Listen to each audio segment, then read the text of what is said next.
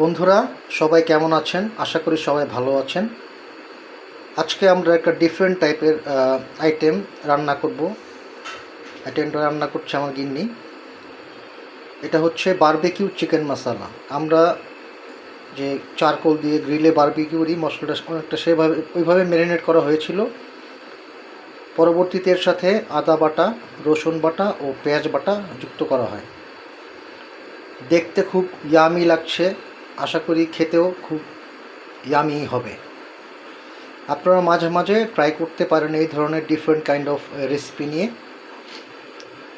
আমরা একটু পরে নানের সাথে এই মাংসটা খাবো। আশা করি ভালোই লাগবে। সবাই ভালো থাকবেন, সুস্থ থাকবেন এই কামনা করি, এবং আমাদের ভিডিওতে বেশি বেশি লাইক, কমেন্টস ও শেয়ার দিবেন।